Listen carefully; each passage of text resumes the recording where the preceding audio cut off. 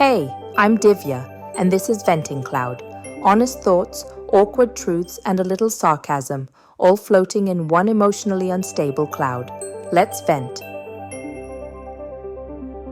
There's a moment approaching an intersection when the light turns yellow. It's a flicker, just a few seconds, but in that space, a choice is demanded. Do you speed up or do you brake? There's no time to deliberate, no time to gather more data. You act or you hesitate, and either way, the light will change with or without you. Lately, it feels like my whole life is lived at that yellow light. My life, at least, feels permanently stuck at that yellow light. It's never a clear green, smooth sailing, full confidence, knowing exactly what's ahead, and it's never a definitive red, giving me the chance to stop, reassess, breathe. It's just yellow. Every decision feels like it's supposed to be immediate, urgent, but with consequences I can't fully predict. Whether you speed up, whether you slam the brake, either choice could be wrong, and for a split second you become a philosopher, a gambler, and a stunt driver all at once. In dating terms, yellow light. Is this person right for me, or am I accelerating toward a 5-car emotional pile-up? In career terms, yellow light. Is this the time to push for that promotion, or am I speeding toward burnout? Buying oat milk instead of regular? Yellow light. Am I making a healthy choice or just succumbing to Instagram propaganda? It's this feeling of not quite settled down but not entirely free. Not unemployed but not in the career I dreamed of.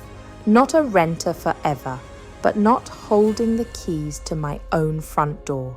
Somewhere in between everything, forever approaching, forever almost. Do I push forward? Move faster, propose, buy, commit, or do I slow down, wait, hold back, be cautious?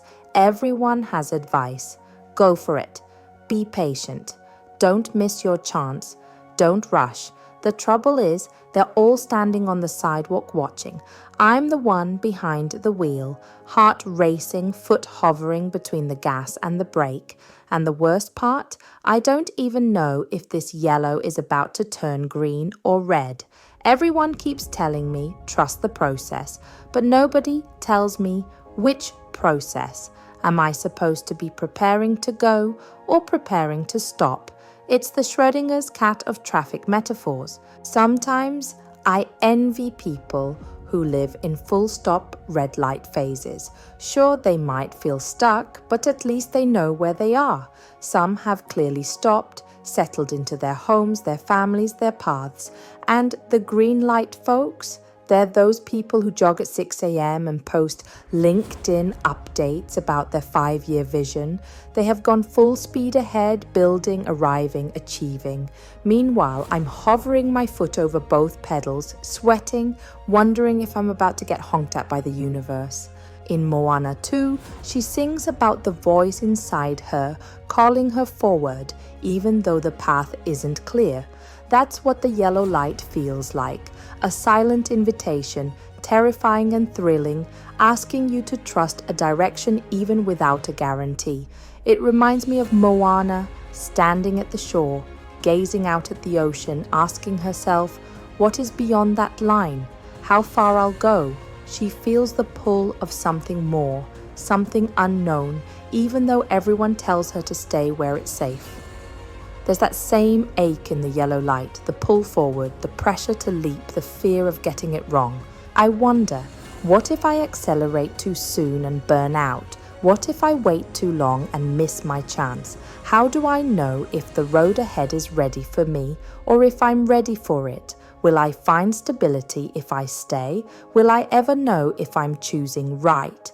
The yellow light is exhausting because it demands action without clarity. It teases the possibility of a green, if you're quick enough, brave enough, but carries the threat of a red if you misjudge the distance. It's the pressure of having to decide without ever knowing if you're deciding right. If life at the yellow light is already confusing, being in the passenger seat takes it to a whole new level of vulnerability and powerlessness. Sometimes you're not even the one deciding whether to brake or accelerate. You're just sitting there, trusting, questioning, holding your breath. People don't talk enough about the yellow light seasons of life. They celebrate arrivals, engagements, promotions, housewarmings, or they comfort during stops, heartbreaks, layoffs, endings. But the yellow light, the in-between, it's invisible even though it's where we spend so much of our time. No grand announcement comes with it. No ceremony marks the moment. Just quiet questions in your own mind. Is it time? Am I ready? Will I regret it if I go? Will I regret it if I stay? Maybe that's what adulthood really is. Not the red stops or the green starts, but the yellow stretches where you have to make peace with uncertainty and still choose. And maybe in the end, there's no such thing as a right call at the yellow, only the courage to pick one. After all, no great story ever started with, "I had plenty of time and clear instructions." Maybe that's the secret of the yellow light. It's not a warning or a sign of danger. It's a challenge. It's an invitation to pay attention, to pause, not in fear, but in awareness. A test of how far you're willing to go without certainty, how much you're willing to risk for the chance of something beyond the familiar. That sometimes the not knowing is the most honest place we can be. Because in those moments, we're forced to ask questions most people avoid. What am I chasing? What am I afraid of? Who am I becoming right here in the in-between? So here I am, foot hovering, breath held, watching the light. And whether I hit the gas or the brake, I know one thing for sure. This light won't last forever. Still, if anyone knows whether it's about to turn green or red, let me know. My engine's idling and I'm burning fuel. That's it for today's Cloudburst. If you're still emotionally damp, welcome to the club. Catch you next time on Venting Cloud, where overthinking is basically the weather.